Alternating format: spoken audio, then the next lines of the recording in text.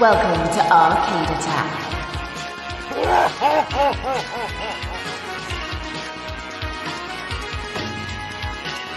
A retro gaming podcast for up to 4 players. Sonic Boom!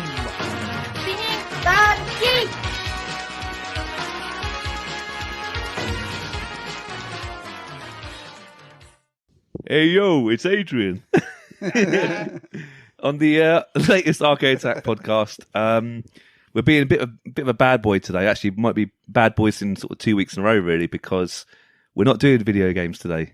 We've ripped up the rule book. We've got to episode 290 odd number. I don't know exactly what number it will be. If you're lucky, we'll mention a pinball game, possibly. Yeah, we might. We might mention certain games. But I thought, as we're sort of getting close to the end, and we're like, well, what do we want to cover before Arcade Attack kind of goes on a sort of long hiatus? Maybe it's time that we cover stuff we're really passionate about. We don't like video games. Well, instead of video games. We hate video games. So Everything, all the 290 episodes out the window. we've acted. We've never played any of the games we've talked about, to be honest. It's all out there now. We've been faking the whole time, I think haven't we? people probably had their suspicions about that anyway. Yes, that's true. Yeah, how can we hate Bubsy? Like, come on. Yeah, No exactly. one hates Bubsy. Oh, I know, right? But one of my favourite favourite entertainment areas is, I love movies. We all like movies, actually. Yep. You know, I think Rob wanted to do like a movie podcast, didn't he? Sort of steer that way a little bit at one point. And Yes. Dylan kind of stole some of those ideas and kicked Rob out. So I did not kick Rob out. I'm just teasing. Yeah, I might have kicked him out. No, I didn't. I'm just teasing. Mutual But agreement. my favourite, I mean, I love the Zelda games. I love the Monkey Island games. You like Zelda? I didn't Yeah, even believe know it you or liked not. Zelda. You've never mentioned that before. You kept that quiet, didn't you? I have. But probably a bigger passion, all of that combined, is my love and respect for a certain boxing series. Or is it boxing? That's the sort of the question there. Raging Bull. Raging Bull, yes. Great film. Yeah. No, it's obviously $1 Million Baby. $1 Million Baby. I was just going to say that. Thank you so much. good film. Hilary Swank, his favourite actress, isn't that, of course? No, it's the Rocky series. I'm obsessed. I have to say, I love Rocky when it wasn't cool, and it's cool again, isn't it? It's come back again, Rocky. It never It dies. was always cool. No, I'm joking. It's always Rocky been never cool. dies. No, Rocky never dies. There's a question. Was Rocky ever uncool? Well, I guess when Rocky 5 came out for a few years, it was a little bit. Okay, that answers that question then. But I thought, let's talk about the series. Let's talk about the films. Let's talk what it means to us, because we've all got our own personal stories about it. I'm not just the only Rocky nut in this room. Dylan's here. You're a Rocky fan. I love Rocky. I have the Rocky box set up there. It goes up to 5. Woo! It stops at 5. Oh no, it stops at Balboa. Stops at Balboa. And Keith, you're a big Rocky fan. I love Rocky. I also own a Rocky box set. It's not here with me today, but You didn't bring I it? love it. I didn't bring it. No, I normally bring props as well. You do actually. My pointless podcast props that no one can see. You have got one prop that's not pointless, though. Oh, I have. Yeah. Yo, Adrian, it's me, Rocky. It's not actually a prop. He's It's here. It's Keith's very good impression. amazing. I thought you could say we've got Stallone here, in the flesh. Can you imagine? And of course, James. Love it. Always loved it. My timeline's a bit weird, but we'll come on to that, I've no doubt. And I have got a box set as well. My box set's the 1 to 5, the original set. I think that's the one I've got. And I've actually got it with... No, I haven't, no. We love it. Yeah, love it. We actually did mention the Rocky games briefly in our part 1 of our Slice to Load. We've done so many part ones. I know. But I did cover it briefly. I think about 20 minutes on the Rocky games. They're really good games. We're not going to talk too much about the video games today. We're going to focus more on the movies. Before we start talking about Rocky, the first Rocky, in chronological order, that's how we do things around here.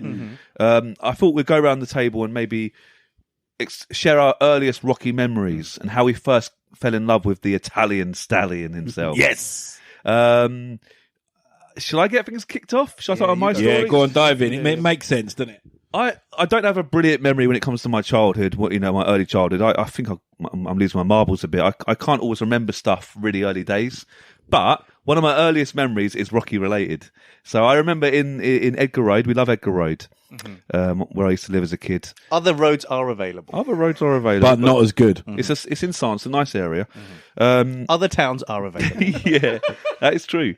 But there we were. I think I might be wrong here because it's a hazy memory, but I think me, my dad, and my two brothers, so all of us in the living room watching TV.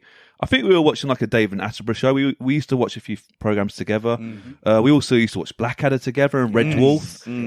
They're the sort of shows we always watched together. Like we didn't watch loads of stuff as a family, but those ones we sort of like magnets. And I think we watched David Attenborough, and I think it was on BBC, obviously. And then it finished, and I think my dad went out to make a cup of tea, and then something came on the TV. I was like, well, what's this? And then I just saw this weird boxing fight. I was like, well, what's going on here? And then you saw the ambulance. You might get the hint what I'm talking about. Yeah. Whizzing through the streets of Philadelphia. And I must have been about 6, 7, 8 maybe. I don't know exactly how old I was. And I was just like, glued to the screen. And then my dad came in and said, because he saw Rocky 2 came on the screen. And this is completely true. He started to talk to my mum about, it's that actor that can't talk, he mumbles, he can't even speak. And I was getting a bit annoyed actually. I was like, what are you on about? He's like, Stallone, that guy there, he can't even talk, can't talk English. I was like, well, I was actually a little bit defensive. I don't know why I was defensive. And my mum was like, let's change it. I was like, no, let's watch this.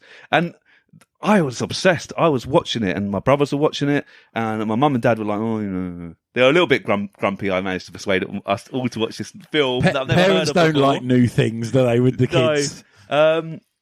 And Rocky 2 is a weird first film to watch. I didn't know, I'd never seen Rocky 1, didn't know anything about it. But I fell in love with the character. I just thought it was really amazing. I felt sorry for him. Rocky 2 is quite a sad film, isn't it? We'll talk more about it later. It is indeed, yeah. He hits rock bottom, I think, there. He has a few ups and downs. But it was just such a vivid memory, and I was very defensive. And I finished it, and I was like, I need to see the other Rockies now. Because I think my mum said there's a few other Rockies, but you know what? We don't really watch. We're not really fans of Stallone in this house. I was like, no, we are. We are now. And basically, that's my first memory, watching Rocky 2. And then a few months later, maybe a little bit of time later, my mate Dave Kumar actually owned a couple of the VHSs on Rocky 3 and Rocky 4, but maybe we'll talk about that a little bit later. So Rocky 2 was my first memory. Fell in love with it. I love Apollo Creed, and it's just brilliant. So that was my earliest memory. I've got loads of other stories to share, but I don't want to steal the limelight. Shall we go to James? Oh, firing at me across the room. I'm not prepared. Yeah, I mean, mine's really quite weird because my timeline's all over the place, right? But I think that's quite good because then it got me to kind of appreciate everything when it was in order. So mine started out, I was probably a little bit older than that. I think I was probably around about 10, 11, something like that. And maybe around that age, I think it was about 10. And I was at my mate's house, Alan. I don't know if you're a good old friend of mine, known him for years and years.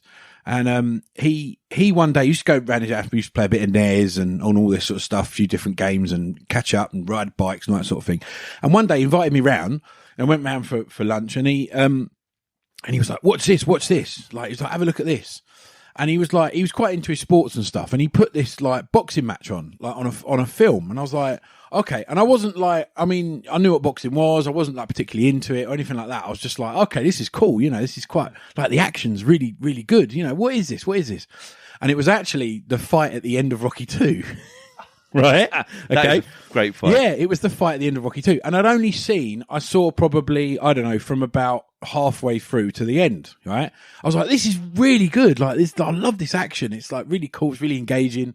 And I was like, what is it? Like, where's this from? And he's like, it's a film called Rocky. I was like, okay, that sounds really cool. Anyway, that was kind of it, right? For probably, I don't know, a couple of weeks, right? Anyway, then what happened was I think we were in like the video shop one day, right? We were looking at VHSs, yeah, to rent out.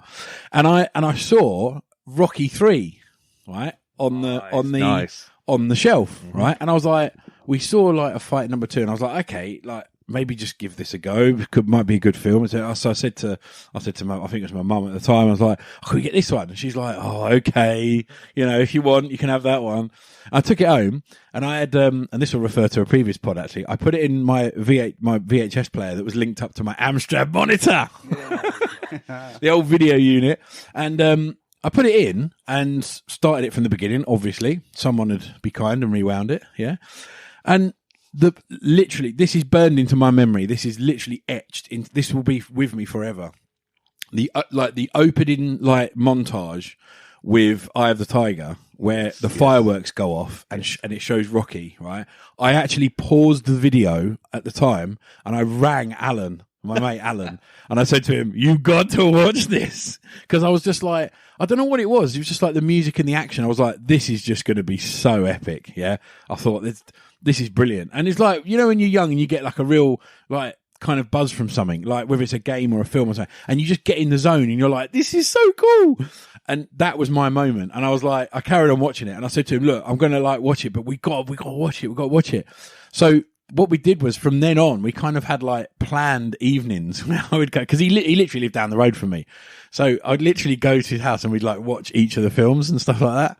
And it was just and it kind of made me appreciate the order more, because I watched it out of order first, if that makes sense. Because it got me the fight at the end of the second one and then the third film kind of then I thought to myself, where did it all start? How did he come about? Who is this guy? You know, what's the story, sort of thing? Yeah. And I never expected it to be quite so, sort of immersive, as it were. Do you know what I mean? Because you sort of think a boxing film, okay, there's some good boxing films out there, but it can't be that good. But I've always loved it. And I think that there's a lot of people out there that got a lot of love for it as well. And there's all sorts of podcasts and sort of loads of fan groups and stuff like that, and rightly so. I just think it's so entertaining, and the story's great, and like you said on number 2, real slow burner, and I'm sure we'll cover this more. Yeah. And I think it received probably a lot of it's not very good, it's boring. But do you know what? You need that kind of slow burn to realise how low he was and how he had to build himself back up again. So I think it's great. Yeah. I'm not going to tell you what my favourite is, because we'll save that for later. Save that a bit later. Yeah, the fireworks and Eye of the Tiger with the Rocky name on the screen. And Hulk Hogan, when he came on, he bet that blew your mind. Well, wait.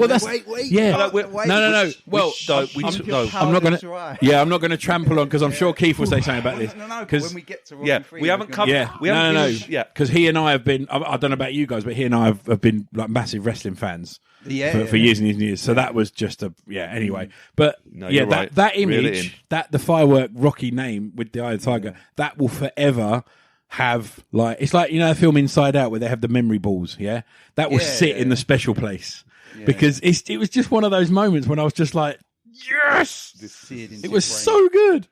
But yeah, there we go. Right, Keith, have you got a memory? So I've got memory. I haven't got strong memories of watching the films when I was little, but there are other things that tie into it. So, first of all, Rocky on the Master System. Mm-hmm. Yeah, I'll bring it back to video games. Yes. How dare you? Well done, Keith. I Bravo. remember having Rocky on the Master System, which I loved. And also, do you remember those inflatable punch bag things that we had that were around when we were kids? That yes. had sand or the wobbly the things. So you punch them and they come back up. Yes. I had one of those with Rocky on, and it was wearing Apollo shorts. So I don't know if it was after Rocky 4. Yeah. Ironically, we're talking about they make that toy in Rocky 2, don't they? It was a real toy. Yeah, they do. Yeah. Yeah. So I had that. So and I reckon, because I was mad on Mr. T when I was a kid, because I had it was like a 12-inch Mr. T doll. Oh, that is cool. And it had real textile dungarees, and it had jewelry and everything. So I reckon I probably saw Rocky 3 first. But I've got to be honest, I don't have really strong memories of seeing it. It was Mr. T and Lou Ferrigno, isn't it? They were the two. Yeah. They were the two sort of, the whole proper Mr. T doll, complete with all the jewelry. Have you still got it? No, I wish I did. I wish I did. There's 2 toys from that age I wish I still had. I had that, and I had a massive kit from Knight Rider, a big metal one. It was so cool. But I don't have. We had the same toys. Keith had some cool stuff. I didn't have a Mr. T figurine. I think I had a small one, but I had a Mr. T watch, and I loved that thing. Nice. It was just like a Casio with Mr. T written around it. But man, but it was special. The best lollies when we were kids were the Mr. T ice lollies. Oh god, they were so good. Cola flavored. Oh yeah, a bit racist, but yeah, so good, delicious, so good. We need a Mr. T podcast now, don't we? I've been in the They're podcast. my strong memories because obviously you're talking like mid '80s, Rocky 3, Yeah, Rocky yeah. 4, the height of all the merchandising for kids and stuff. So cool. So they're my memories of Rocky as a kid. But we'll talk more about films as we. Dilsey, have you got an early Rocky memory? Mine's a bit traumatic. Oh. I don't know if I'm going to bring this to the room right now because it's spoilers for people who haven't seen any. I think they'd shown Kickboxer on the TV. good film. I think I must have been still at primary school, but not like young. So Kickboxer was on, and I was like, "Ooh, this film is cool," but I'm a little bit traumatized now. Yeah. And then, maybe a week later, I was just watching the TV. I was like, "Oh, Kickboxer on again." Now, hang on. Oh no, what's happening? I literally got to that bit in Rocky 4 when someone does someone. No something. way. And I basically thought, "Is this Kickboxer?" Too soon. Basically, I've been traumatized twice in a week. But then you want to see what happens. So I watched aforementioned movie, which some people would have guessed what it is, to the end. I was like, oh, this is pretty cool. Then didn't watch Rocky for years until then you found your love of it. And obviously you were like saying, oh, you got to watch Rocky. Watch out, You Rocky. went to one of Adrian's birthday parties. And then, and then I think, actually, one of your Rocky marathons was the first time I'd seen Stuff of legend. Actually, it was 5. I'd seen the other ones by then, but I hadn't seen 5. I think that was the first time I'd seen 5. Interesting. And I was like, yes, I'm going to get the box set. By that point, better half than my guests are left by that point. Balboa was at the cinema maybe at the time of that. When was Yeah, Balboa we released? did. 2006, yeah. Yeah. So then, so again, there was a big chunk of time. I just didn't really. I was like, oh, Rocky 4 is kind of traumatizing, kind of great, and then just didn't watch it for years. And then, Okay, interesting. So no one first watched the first Rocky ever in the right order? No, I found that quite hard going. I first watched it. I thought I was in the minority. It's not the first one that any of us saw. That is interesting. That's really weird because I thought I was going to be in the minority. People saying, "Oh, you saw the last 20 minutes of 2, and then you watched 3." You weirdo. Because think about it, it's an old movie. It's an old movie. It's before our time. 6 Before years we before we were were even born. So how would we have? We wouldn't have seen it chronologically, naturally. It's the same thing with Terminator. I saw the Same second thing one with before the Star first one. Same thing with Star Wars. Right. I saw Empire Strikes Back last, and then then the other ones. And I didn't bother. Save the best for last. I'm bothered with the new I ones. probably saw Return of the Jedi first. Yeah, Interesting. Ewoks and stuff when I was little. yeah. So I probably went Empire Strikes Back, then the third one, then the first one. But yeah. We're just weird We are weird. We are. People know that already, though. To be fair. in our now- own lovely way. But now we only watch Rocky in chronological order whenever we get them out. We do. So Has to be done. I'll be getting out my Rocky one very soon because my girlfriend hasn't seen any of them, which is a bone of contention in our relationship. Yeah, it is a bone of And contention. I like your girlfriend, but I'm sorry, but that's pretty bad. Hey, But not too much, I hope. No, there was a big butt in there. Hey, woman. No, woman, I saw you're a real man. Hey, woman. Oh man. Sorry, Dylan. Yeah. Well, So I'll be showing her my Rocky very soon. I'll also be playing Rocky. Right. So we're now going down a whole new path here. should we? Well, look. Before we even talk about Rocky 1, we should talk about how it was developed and actually got off the ground because that's Please. that's a story in itself. It is, yeah. Sylvester Stallone, struggling actor at the time. He had bit parts in films.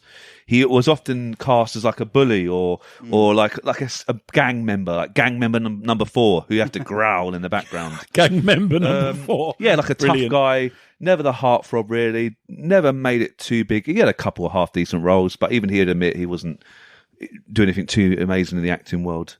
And I think he went for an audition once. I'm not sure what film it was. Didn't get the part. Left the room, but just before he closed the door, he turned around and said, "Oh, hey, by the way, I do a bit of riding as well, you know." And then they said, "Well, fair enough." And to the directors and the people, the casting agents and whatnot, they said, "Yeah, fair enough. Drop one by next week and we'll have a look." And I think he dropped off a couple of scripts. I don't think Rocky was the first one. I think it was actually Paradise Alley, which was a film he did after Rocky, but they didn't really like that very much. And then he was kind of thinking, well, he's a talented guy, Stallone, very intelligent man. And it annoys me that my mum and dad were a little bit rude about him, actually, because he's one of the Judging a highest book, But though. I IQs in suppose, Hollywood. they were going off the public perception of him. A lot of people Possibly. probably didn't. It's realise judging a back book, then. though, isn't it? He's Yeah, judging a yeah. book. Yeah.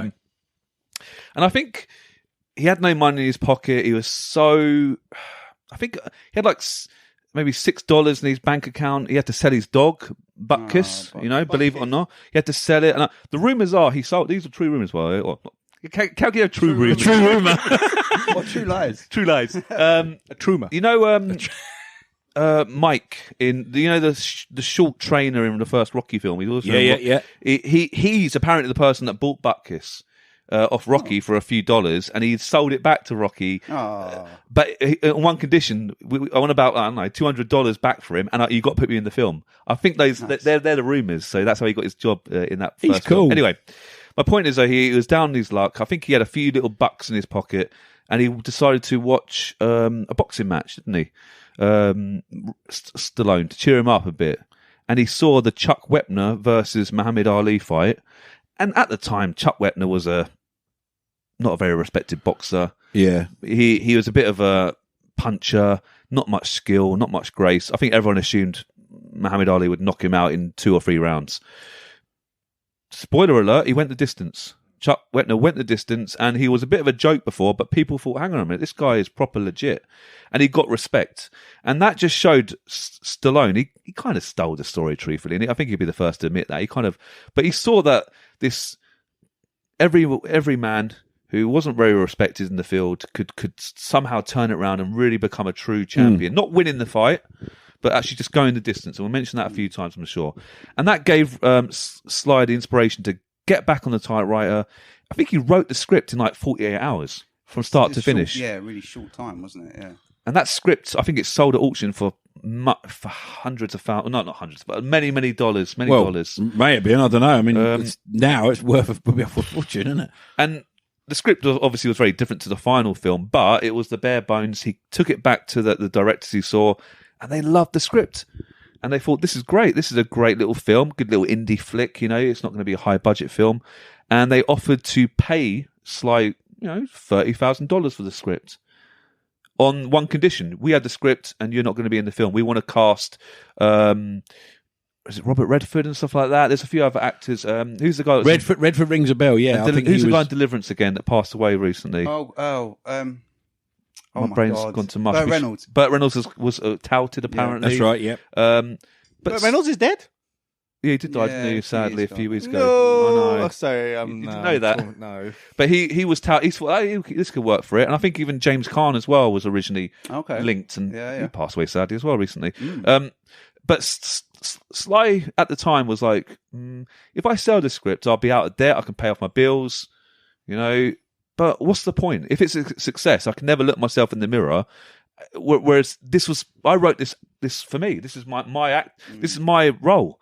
So he kept saying no and no and no. And I think eventually it got up to over $200,000 to buy the script without Sly attached. But eventually they succumbed to say, fair enough. If you're that stubborn, you can be in it, but we're going to spend no money on this movie. This is a massive risk of us. We don't know who you're not a very big actor. We don't really see you as being an A-lister, but fair enough. And he got his chance, didn't he? Unbelievable. And some brilliant stories. Apparently, when they were trying to cast Apollo Creed, they got Carl Weathers in, and Carl Weathers was acting off the script and stuff, and Carl done a really good job apparently, but he thought. And when he was leaving, he thought he could have done better. And I think he went back to the director, John G. Avildsen at the time, and he was reading off with Sly. And he was like, if you put me in front of a real actor, I could have done a much better job. And then I think the director said, well, Sly is the main actor. He's Rocky. And I think Carl said something, don't worry, you can get better. There's always been a little tension between those two actors, I think, in real life. They've never quite called eye to eye. They respect each other. But I think there's always been a little bit of tension between the two, which comes across in the movies. I think. Does that then? That makes for a good recipe as far as 100% on-screen tension, doesn't it? Because if there's a bit of real, I think so. A bit of real one-upmanship there. That's exactly what you want, isn't it? Absolutely love it. So Rocky started to be filmed. Who would have known? Less than $1 million budget to make that film. So many. Even in like 1976, it's not a lot of money. Tiny. That's not a lot at all for the whole budget. And actually, I personally think, and we'll start talking about the movie in a minute, but I think it's a 10 out of 10 film. I think it's perfect. I think the actors are perfect in it, and we're going to talk about a few of the actors and characters. I don't think it could have been made any better. And some of the shortcuts they had to make, or some of the things they had to cut back on, I think improved the film. So, for example, they made posters. I don't know if you see it in this poster scene where they put the wrong shorts on Rocky, the wrong colours. And instead of just, they kind of addressed that in the film, going, hey, Mr. Jurgens, he's wearing white shorts, but I'm, and they said, well, does it really matter, Rock? And they kind of brought it in. It's so cool. Wrote it into The ice rink scene. Yeah. They couldn't afford the extras. Well, we'll just do it without. We'll just do it when it's closed. When the guy's 10 minutes, They made the scene 7 better. minutes. Oh yeah, Made they've been the scene terrible. better. They've been terrible with extras. Yeah, That's exactly. it. It's like a happy accident. it just makes it like because it's so much more memorable without Yeah. because Oh, I it's know. focusing on those two and the conversation.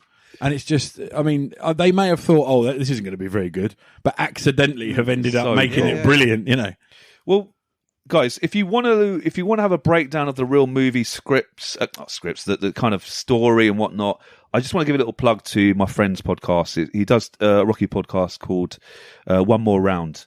And he's also done Going So the cool. Distance. Yeah, it's really cool. My friend Ryan, he does a really good job with Kyle and Katie. They're really nice people. And they go through the films scene by scene. Each series is about maybe 10, 12 episodes. They just go through each film really carefully. So we're not going to do it justice today. We're going to whiz through the stories really quickly and just give our kind of highlights, if that makes sense. But there's my little plug there to a friend's podcast. Really cool guy. But let's talk about who wants to summarize the story of Rocky. Anyone feel brave and can? Why is Keith looking? He's looking very looking over at sheepish. me. He's giving James a side eye. Do you want to, Go on, James? Do you want to try and do it? Well, I mean, it'll be, I don't want to kind of do it in injustice or anything like that because I know you're going to kind of run through it. But essentially, it's the ultimate underdog story. Yeah. It is. I mean, we all love an underdog anyway, and we all love to see. And the whole story that you said about the Muhammad Ali boxing match, and the thing is, when you say that he kind of like ripped it off or whatever, the thing is, let's be honest, that's true of how many films and how many TV shows. It's not a case of ripping it off. I would say he probably took inspiration from it. Because you'll probably find a lot of differences, certainly between the script and the final, the finished product. But essentially, yeah, it's just this ordinary kind of down on his luck guy who's fighting in kind of these, dusty, smoky kind of church halls back and stuff, street. isn't it? Kind of the scene is just so well set with the dirty lockers and you just think, oh my God, you're fighting for like a few bucks, and then obviously he's after his first match with Spider Rico? Spider Rico, yeah. And he's like in there getting his payout, and he obviously takes his money away for locker use and all this sort of stuff, and he gets a few dollars, and it's like you just had your head caved in for a couple of bucks, But that shows you where he's kind of starting from, and you think this guy, and already you're like, right, you want to kind of like cheer him on for every little win that he gets. And you're kind of so invested already in this guy, and you just think like you almost feel like a bit of an attachment already, don't you? Like he's a friend or a brother or something. It's really weird because there's not many films that do that. They have really great sort of in-depth character development, but it was just such a strange way that the way it opened was so just like impactful, and you think, oh, this guy, man, he's just so. Like he's trying his best, and he's kind of got a few bucks in his hand, and the film kind of carries on with a few more struggles and a few more little wins, and he kind of makes his way, and then he essentially, for want of a better term, throws his hat in the ring because Apollo he's fed up with all of these fights that are these guys on this conveyor belt just coming through, and he's like, there's nothing new about the fights. They're all the same. They're all a bit manufactured and whatever. And he's a bit fed up. He wants a real challenge, and he wants to. Classic Apollo wants to make a spectacle, doesn't he? Yeah? Wants to draw in the crowd, get the money and get the TV going. And he's like, what should we do? What should we do? And then I think his team around him, they all decide, don't they, to give a shot. He plucks a name out of the They're book, doesn't literally he? just looking for a book of like amateur fighters. Yeah, names, exactly. and Yeah. it's literally his name. And some of the names are really funny as well, aren't they? Man. Rocky Balboa, the Italian stallion. Yeah. Sounds like a goddamn monster movie. That's it. And the guy, if I can't remember this correctly, but the guy, his promoter, I think was he initially against it? Yeah, he said, I can't remember the name of the boxer, but something like, Mac Lee's a good fighter, what about him? Kind of thing. But yeah, he wanted someone that's up and coming that there was no. And he hears the name, doesn't he? And he hears the name Italian Stallion, and he's like, And he's like, ding! You can see the light go on his head, and then essentially, it's just you know full well that he's going to try his absolute heart out, and you find out that he's got an iron chin, which actually is one of the things that they then continue through all the films. You know, whereas I think some films are guilty of kind of they develop the character in the first film, and they kind of give them all of these different little niches and nuances, but then they don't follow it up in some of the other films. The eyesight thing. Well, all right. No, well, hold on. I'm talking about the first film. Well, no, but yeah, true. But the whole like tough chin thing, because he could take an absolute hammering, couldn't he? Yeah. You know, and the whole thing with one of the absolute best moments is towards the end in the fight when Apollo's knocked Rocky down for the God knows how many time, and he gets up and he goes like this, and he motions towards him to come at him again, and Apollo's the face. He just goes, "Oh, for God's sake, man, just go down." Round 14. Yeah. That's quite an iconic part of the movie. Yeah. Amazing acting by both. And that a lot of people see that particular scene actually you're referring to as a real inspirational point where that just shows you what you can do in this world. I just think there's so many little kind of iconic bits, you know, that haven't tried to be overstated. You know, they've just presented themselves in the film, and it's done kind of a lot for people in terms of giving them an uplift and stuff like that. Just honestly, the bit where you've got this crazy good boxer, Apollo, who's beating everybody. Yeah. He's got all the cars, he's got the houses, he's got everything he could ever want, but he hasn't got the ultimate respect because everyone thinks he's a bit of a heel, and he's not quite the kind of, he's not very humble and all this sort of thing. And then the fact he just wants to bash Rocky up, and then Rocky keeps saying, "Come on, keep coming," and it's like, you keep trying, you can achieve anything, you know. So it's just from where it starts to where it ends, and that kind of journey through his struggles is, there's so many people, even probably more applicable now to a lot of people, I would say, in terms of the struggles. Different time, same concept, you know, people who are really struggling and things like that. And just that thought of keep going, you know, keep pushing, keep trying, go after your passions, and you know, just kind of giving people that bit of lift. I think it's brilliant. Yeah, it's a great story. Amazing. And obviously we didn't, just a quick mention of some of the main characters. We spoke about Rocky, then he's, a 2-bit boxer. He's a 2-bit boxer. He's a debt collector. Debt collector. With, debt collector. What's his name? Gazzo. You do I'll do the big one. Bad guy. I like Gazzo.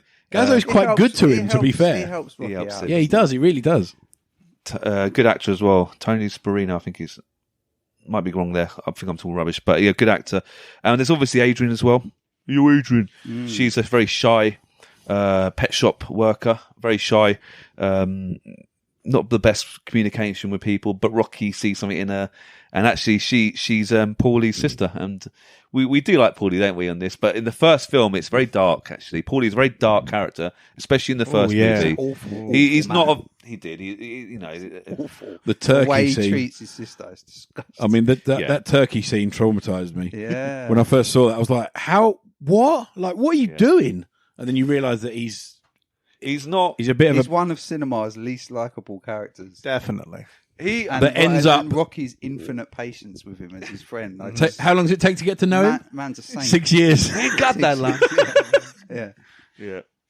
I know Paulie, especially in the first movie, he kind of he warms throughout the There's series. glimmers in some of the later films, isn't there? Yeah. He reveals like his true feelings towards Rocky and stuff. But Rocky and Paulie have been friends for many years. He kind of hints to that. Yeah, but you never don't really understand why.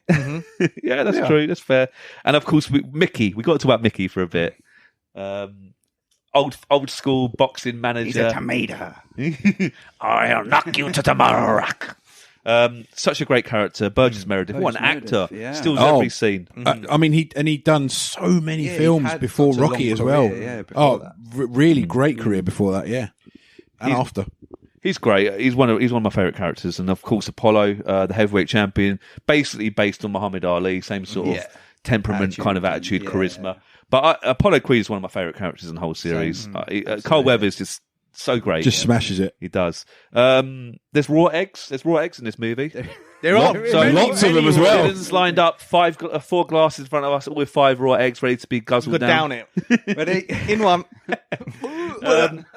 Oh, absolutely disgusting. Probably not very healthy. Don't mention Edwina Curry. No. Yeah. Go on. If you know, you know. If you know, you know.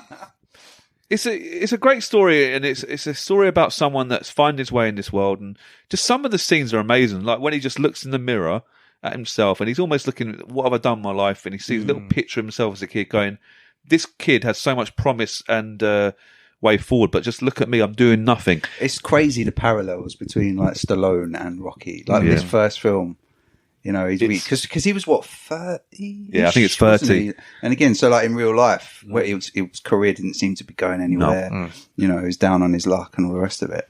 And you can tell, like, it's just him, isn't it? It's meta, Yeah. and actually, a lot of the Rocky films overlap what's happening in Stallone's life at the time.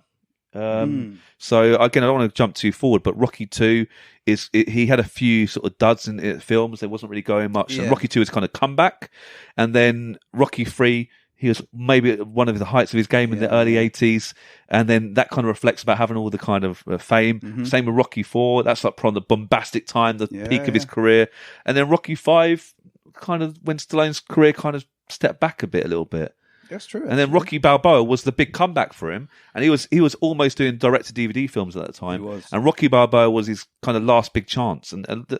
Again, we're jumping ahead now, but there's definitely reflections. Yeah, I didn't think of it like that, but it's now you put it that way. Incredible. It's right. Yeah. We've got to talk about. So Apollo gives him this chance. And he's very patronising to Rocky, isn't he? Oh, yeah. Yeah. Hey, my main man, Rocky, you know? If he can't fight, I bet he can cook. He's Italian. I mean some of that stuff is a bit It's closer so outboard. I know. It's so funny, though. But the fight at the end is great, isn't it? Because everyone expects. The one thing I say about Rocky, and this is true of all the films, like it absolutely ruined real boxing for me. Yeah. Oh, yeah, because real boxing is so dull compared real to boxing it. is so boring compared to the fights in Rocky. True that. Yeah. That's And fair. where's the when they hit each other? Yeah, with real the boxing. Can I- If they added the sound effects to real boxing? Yeah, it would be I great. reckon it'd be more exciting. You might mention this later. I don't know, but sound effects, right? Yeah. Because I've seen a few behind the scenes stuff, right? Can I mention this? Go on, do it. Yeah. So in the third film specifically, I think they did it with some other things in the other films, but the third film specifically, the sound engineer, they essentially, they couldn't get a sound for Mr. T's punches, right? Because I know we're jumping ahead a bit here, but while I remember it, and they were like, they wanted to get something that was like cataclysmically powerful, yeah? Because obviously he was proper strong and he was chiseled to anything. And they were going through all these sounds like stamping feet, and they were going like whacking doors and all sorts of things. Do you know what they actually came up with in the end, right? They got this huge pile of leather, right? This like, I don't know where they got it from. Must have been like offcuts from a factory or something like that. This kind of like chamois leather, you know, like the cut stuff you Probably clean the your meat car with. factory in the first Rockies. Yeah, probably. And they got this big pile of it, and they soaked it with water, right? They soaked the whole thing with water, and they smashed it with a baseball bat. So they hit this pile of chamois leather with a baseball bat. That is the sound you hear. Try and recreate the sound. Like that. That's pretty good. And they whack the baseball bat on the thing. And literally that's what you, so when you hear him, and there's a couple of punches, and you just like, this is so ridiculous. Because there's a couple when he's literally unloading on him, and it's those big right hands when he's I think it might be the first fight between Clubber and Rocky, and when he's literally unloading on him, and the sound there's like 3 punches in a row, and the third punch is so ridiculous. It's like an explosion. It's like that, and it's like it's so like ridiculous, but like so good. But a pile of wet leather being smashed with a baseball bat, like. And they spent loads of time on that, apparently, going through like hundreds of sounds, and they were like, no. I think it works. I think it really works. I think that's very it's so well good done. though. But anyway, we digress. The end of the film, lots of spoilers, obviously. The end of the film, Rocky doesn't win. No. He loses the game. He loses the match, all a game. but he loses on points, doesn't he? I think it's a split decision as well. It is a actually. split decision. Yeah. Which I know we didn't see the whole fight, but I think that's a bit ridiculous because I know Rocky fought hard, but let's be honest, He gets Apollo. pummeled pummeling, ridiculously. It's a split decision He officially. would have won on point. He would, Lost on points. but that wasn't really the point. He didn't. He wasn't that bothered. Before the fight, he said to Adrian, "I just want to go the distance. I just want to prove that I'm not another bum in the neighborhood. Just go the distance with Creed." And he did it. And he showed it's about life, and it's not really about winning and losing. It's about just powering through and showing that you're better than people will think you are. The true underdog story, unbelievable. And it resonated at the time in the US and across the world. This little film that cost less than $1 million went, what's the word? Stratospheric. That's the word. People loved it. They lapped it up. They were going to see the film 2-3 times, apparently, before we were born. And it really put Rocky or Sly on the map. And after that, he made a couple of films and he was given a bit of leeway. And it didn't really work for him the next couple of years in some of his projects. Hence why Rocky 2 was kind of sort of the start of his real big career, I'd say. But it won stuff in the Oscar. I think all these big actors, I think Sly got an Oscar nominee. I think Adrian Talia Shire got an Oscar nominee. Yeah. I think Burt Young got an Oscar nominee. I think Burgess Meredith got an Oscar nominee. I think none of them won any particular awards there. Not but the individuals, yeah. The actual film was the best movie. It best was. film of the Best year. picture, yeah. It beat Taxi Driver. Which is an amazing film. What was it, 76? 76. Yeah, and it was a bit of a. It wasn't expected to win as well. I don't think it wasn't the favourite. I think Taxi Driver was the favourite. Probably. And probably rightly so. Well, but it just shows you, doesn't it? It just shows you. I just love it. How someone in Sly's position took a chance. Just imagine where his life would be right now if he didn't say, "Oh, I write a few scripts here and there." And who knows? No offence, we probably wouldn't be talking about him right now. Sold the script. If he sold the script, If he hadn't pushed and pushed and pushed, budget film with like Robert Redford or someone, it might just be completely. Might just been the 3 movies and that was it. Really? Signed to history, but a good movie, I'm sure, but it wouldn't be. Yeah. We wouldn't be talking about it now. 100%. No, certain. I think there's a lot to be said as well for the fact that back then, I think the whole Oscars kind of workings and mechanics were a little bit more geared towards those types of films, maybe giving films a bit more of a chance, as in looking more at a film's influence as opposed to just the budget and the kind of actors. Whereas, a bit of a gripe there, but I think that's probably what happens these days.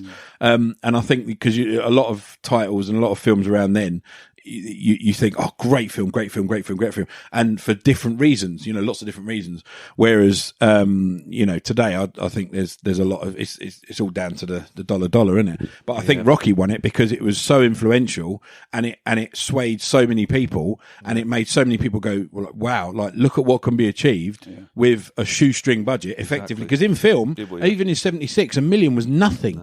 It's that you got to pay you got to pay everyone. You got to do. I mean, it's just all the logistics, all of the epics they used to make as well. Like the Roman epics and things. The money they used to spend. I mean, so $1 million. To do that, and then to come up with their own little ways of navigating things that maybe got forgotten or lost or whatever. And I think that's what did it. It was the influence of like, look what can be done. Yeah. So it is you said it already. It is the ultimate underdog story. Yes. I think like before it's familiar, and before then I'm sure there were other films and books and stuff that had an underdog story, but it is the definitive one. Like if you wanted an example of it to show someone, this is the film. Just like there are other films in different genres or different styles, like that's the definitive one. Rocky is the definitive underdog story. We didn't mention it earlier. We will go to Rocky 2 very soon, but the steps, we have to mention the steps. It's almost become a character in itself. In many of the Rocky movies, most of the Rocky movies, the Philadelphian steps that lead up to a famous museum have become real iconic location for Rocky fans around the world. The first ever time Rocky stumbled up the steps was when he was before training, right at the start of his training for Apollo, and at the end, he just zooms up there. It's easy for him. And we'll mention the steps again in the future, but I haven't been to the steps. I haven't actually set foot in the US ever in my life. I really want to go. I know that Dylan has been up the steps. You've ran up the steps. Can you explain what it was like for you, sir? It was just the best moment of my life, I think, when Yeah, it's all been downhill since then.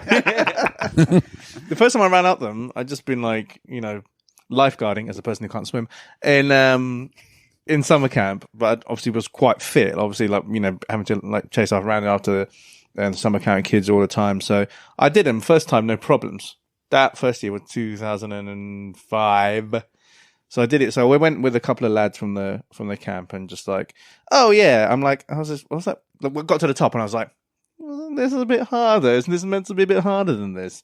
But then a few years after, then when we went to Darren's wedding and I tried to do it again, I was like,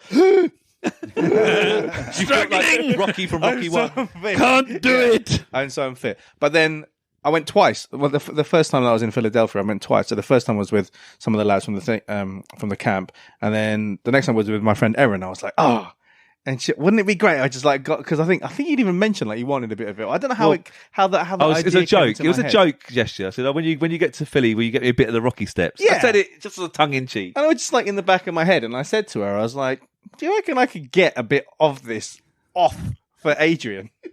And she was didn't. We were just on the steps and she was kind of at the bottom, kind of like messing around with stuff, and just the bit just came away. And she's like, why did you give him this? I'm like, whoa. So I took a little photo of it as well. And now every time someone goes there, Darren's giving me some bits as well. I think you give me 2 bits. I give you 2 bits. I think Darren's given me a couple bits as well. I've got a whole step. I've got a whole step now. You got a whole step. You got that at home. You got the bits at home with you. Yeah. Oh, wicked. It's one of my pride and joys. Step by step. When people, Hey! thank you. When people buy famous landmarks and then they have them like rich oil magnates and stuff. Oh yeah, and they have them yeah. taken over to where they live and rebuilt. yes. We could slowly rebuild the steps over here. There'll be no steps Croydon left. somewhere. Where is it? Adrian's back garden. Yeah. I mean, it's only slowly. at this rate, it's only going to take us about 200 years, Yeah. but we can do it. We could do it. Yeah, we can do it. Yeah. Kind of jumping the gun a little bit, but before I forget, you did see the statue as well, I take it. Yeah, so the statue they kept moving it. Yeah. It was, actually, it was at the baseball ground the first year I was there. It was over by the Philly Stadium. And then only when Darren's wedding by 2007, 2008, they'd moved it back to they found a little place for it by the bottom of the steps. I think Stallone, again, this is linked to Rocky 3 more, but Stallone actually said, we'll give it to the museum, the art museum. It's like a donation, free donation, because, part of Philadelphia. And the art museum said, it's not really art, we don't want it. I think that's harsh. I think that's harsh. Someone built that statue. Yeah. It's a great statue. I know. Anyway, let's talk about Rocky 2. Then we're going. Oh, we got a cat. Got a cat in there in the garden. Stay out of my house. Right, he's staying out. What's the cat's name? I don't know. He's quite nice. He just comes and says, Paulie. Yeah, I've never let him in. So Paulie the cat. don't you even? Yeah, don't go letting Paulie in. No. I mentioned Rocky 2 right at the start of the pod. Let's talk about it now properly. Rocky 2 came out in 1979, I think, 4 years later, and it basically starts where the first Rocky finishes. It does, which is weird. Not many, and that's the theme for a lot of Rocky films. They literally pick it off straight on, on from usually a fight. Spoiler alert: there's lots of fights in these films. Really a spoiler. It's the start of Rocky 2 is the end of Rocky 1, isn't it? Yeah. Slightly cut down version, I think, of the fight. But then you see that ambulance scene. Rocky is not in a good way. He's got his eye busted up real bad. Eye busted up, man. He's never going to see from the eye again. No. And you get the da-da-da. You got the tools. No, you got the heart, but you got the tools no more. So basically, Rocky's in a bad way. They kind of hint that he has to retire with his bad eye. You can't really go boxing anymore. Adrian's quite happy with that. But don't worry about it. I do commercials now. So oh no, this is one of the. That's how Rocky gets his money, doesn't he? He's going to do commercials, and he buys a house. He buys the jacket with the light. Is it the tiger on the back? The jacket with in my opinion, I'm going to venture an opinion about Rocky 2 and why I don't like why it's one of my least favorite Rocky movies. It's just a bit slapsticky. It's slapsticky. Some of it is, isn't it? All of that slapsticky stuff about the adverts and him not being able to spend money properly and all this stuff. I'm like, is this like a comedy? When did Rocky in the morning when I put it on into a comedy? And then it all gets serious at the end, and then it's fine. But then in the car he can't drive. Yeah. It's like bunny hops down. I drive the road. airplanes with Timelines bulldozers. and stuff. Oh, good. Rocky's turned into a comedy. Oh, great. Let's all laugh at Rocky. Let's all Yeah. Oh, I know. It's hard In the to morning watch. when I splash it on, it makes me smell mainly. Smell mainly? Poor. The commercials don't work out, and actually, I think the director of the commercials was extremely rude to Rocky. It was, Yeah. Oh, he's an arse. He's an very absolute there, arse. yeah. There's no patience at all there. You have wasted our time, sir. Oh, I felt really You sorry wasted for him. hundreds of thousands of dollars because you can't read. I know. It's me. And at the same time, we don't. Rocky doesn't see this, but Apollo is furious. Apollo's. He's not coping well, is he? Yeah. I love the scene when he talks to his wife. And he reads out fan The mail. hate mail, the hate mail. And I love how he just throws it in the air.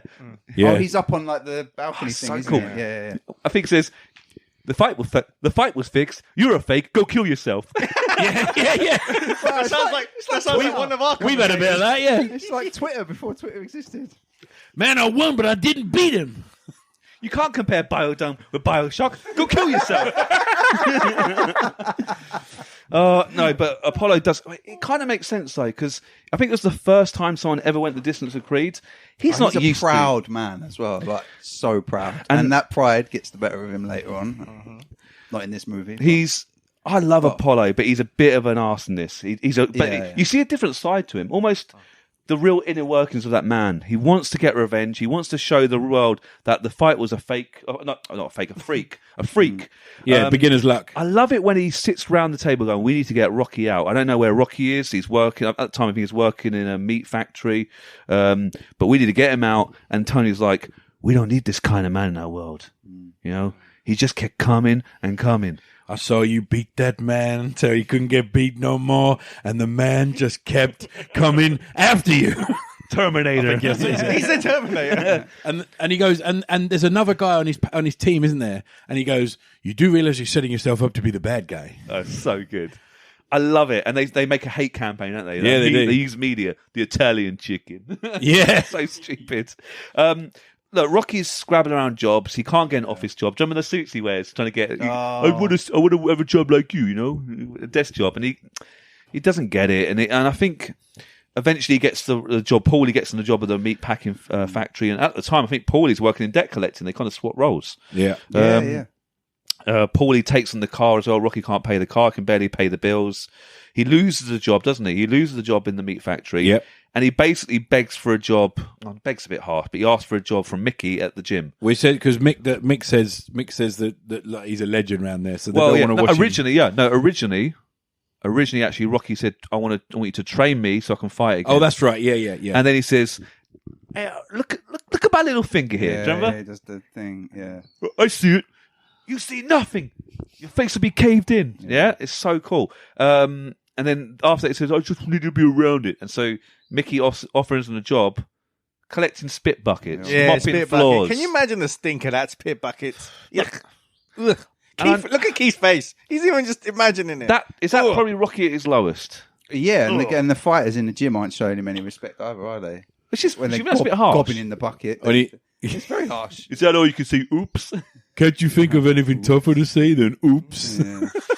That guy deserved to get pummeled. But you know what though? It's kind of like it just shows what people would do to kind of stay within their passion.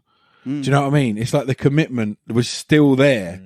Like even though it was all he knew, wasn't it? Exactly, well? but It's like he didn't know had where to be else around go. it, didn't he? He had to have like it doesn't matter if you told him go clean the toilets out. Like he'd go and do it because he's in that gym and he's like with the guys and he's and he I think there's like a young fighter on a bag, isn't there, with Mickey, and he's like show him how to snarl and punch, and he does that, doesn't he? Yeah, he's great, and I think eventually, Apollo finally gets Mickey really rolled up, doesn't he? Yeah. And then he says, "We need to beat this guy," and Rocky does agree. He said, "Look, I need to fight," and Adrian is not happy about this. By the way, Adrian's not happy about this. She's never happy. She says, "You retired. You promised you wouldn't fight." Yeah. And then Paulie thinks he's helping, doesn't he? Paulie thinks he's helping. He goes to the pet shop and says, "You're messing with that guy's brain, Rocky. Rocky's not thinking straight. He's gonna get really hurt in the ring because he's not training properly." And then Adrian's like, I love him, you don't. And then sadly, she slips into a coma. And she's pregnant at the time. It's worth mentioning. Yeah, she's pregnant, isn't she? So, and a lot of people are playing poorly for that, but it's I always forget about that. It's a tough scene, that one. I always forget about what happens to Adrian until I rewatch. It's a tough scene. It's a tough watch, that. And then you see Mickey having a go at Rocky. He's not training well, saying, you're a loser, you're a bum, you're wasting my time. Oh, no. What is it? Yes, that was it. The bit when he goes, I want you to hit that bag 500 times until it hurts. Mick, I want to use my other arm. If you do that, I'm going to chop it off. Exactly. That was a good impression. Really good. You sounded just like So good. And then this guy runs and says, chop it off. Adrian's in the hospital, and then runs back, and the coma scene does go on for a while. But the coma scene. Importantly, that it makes it better with what happens next. Rocky doesn't want to think about the fight. He doesn't want to think about anyone. He doesn't even want to see his child. The baby was luckily born nice and healthy, but he wants to be with Adrian. And I don't know how long it is. Maybe it's a week. Maybe it's a few days. It could be a couple of weeks. It's hard to tell. Eventually, Adrian wakes up, and then Rocky's like, if you don't want me messing with Creed no more, that's all right. I can not do the fight because they got the baby. Then what does she do? I want you to do one thing for me, Rocky. Come closer. Closer. Come closer. Keith. Closer, Adrian. What you want me to do, Adrian? Win. Well, what are we waiting for? That's the best bit of the movie. I love how Mick's gone from you can't box because you can't see, and then let's go. They must have about 2-3 weeks to train, but it's so good. And then they do. Oh, we forgot to mention earlier. Before this scene, there was chicken chasing, wasn't there? Oh, yeah. I love the chicken chasing. I do give chicken chase. Got a bit of speed. Yeah. Why are you wearing that stinking shirt? Greasy fast speed. It brings me Greasy luck, fast man. speed. Oh man, You know what it brings? It brings flies. I feel like a Kentucky Fried Idiot. Yes. Turkey Fried Idiot. Which is so like your good. favourite quote. Kentucky Fried Back Idiot. to the slapstick. He loves slapstick. Can I just drop in something Yeah, about go- the go music? for it. Can I drop in something about the music? Yes. How dare we not mention? I mean, the I music know by now? I didn't know whether you were going to kind of give Oh, it its please. own bit, but Bill Conti obviously on composition. Now this like everybody knows the Rocky theme tune. Now everybody knows even if you don't know exactly what it It's is. even you know in what it the is. Rocky 3 film when they're unveiling the statue. So the Rocky Yes. music. Yeah, the brass band they're playing it. But the music is epically good. Like it is, and I tell you it's not just the theme tune. The theme tune is obviously fantastic. Like it gets like I'm sure everybody has that on their gym playlist at some point. But the one that is my absolute favourite, bar none. Is Going the Distance when the bell goes when she says win, right? Yeah. And the time in there and that tune it starts off like it's quite intense but it's quite calm, like if that makes sense. It's you've got this kind of like underlying tune going on with the band and just very slowly and it builds up and up and up. And obviously to him getting more intense and more intense. So and it's just a tune of like absolute focus, isn't it?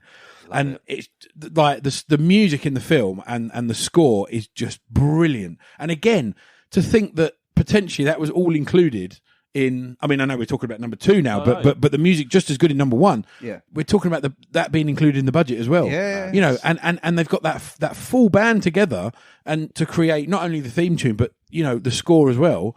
We'll talk more about the other music as we get into the next couple of films. Yeah. But that's another one of the amazing things about the series as well. Yeah. It's one of the things everyone remembers: the sound effects and the music. Yeah. The music is so like epic. It fits like a glove. It fits the films like an. And it was one of those films that was film series. It wouldn't be the same without. No, wouldn't be the same. No, it's true. If it had some. No, it all came together, didn't it? It's unbelievable how it's done. Mm-hmm. But that moment when you've just referenced that moment when she wakes up from the coma and says "win," you get the dong, I can hear it now in my head. and then you can hear the horns going. And I just think it's such another iconic moment, and a great tune. I mean, just brilliantly composed. So yeah, Rocky 2 finishes with a fight between Apollo and Rocky.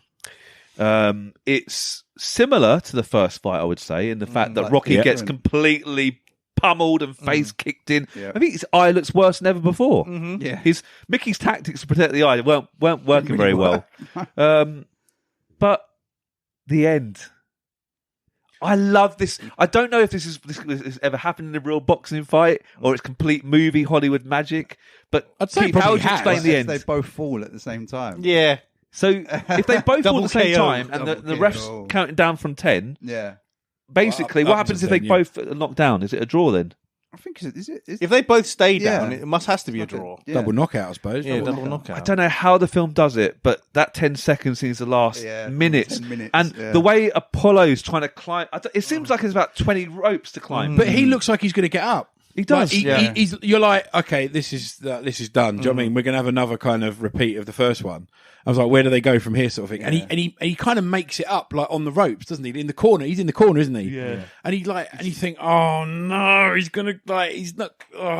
Because before they go down, Rocky's like he's found his second wind, doesn't he? Yeah. Because I think if I remember correctly, correct me if I think I am right. Actually, he tries to get him to switch to right-handed to orthodox boxing, doesn't he? Yeah, I think so. And he Because he it's just southpaw he's in a the he gets southpaw, wrecked. He has to switch to orthodox. Yeah, and he gets wrecked, and obviously it doesn't really catch Apollo out because Apollo's just like all over it. And Apollo's then, pretty stupid. And then he switches. Do you know what? In the last round, he could have just stayed back. But he wanted to knock out Rocky. Yeah. That was the whole Yeah. point. Well, Well, he Yeah, had it's to. right. He had to knock him out. Pride. Yeah. Pride. Apollo's pride. man. Oh, Keith, don't. And he and keep on. but that last 10 seconds is like it goes on forever, and it's like you're literally sitting there going, "Come on, get up!" And you, like even now, you know what's going to happen, Yeah. but you treat it as if it's like the first time you watch it. You're like, "Get up!"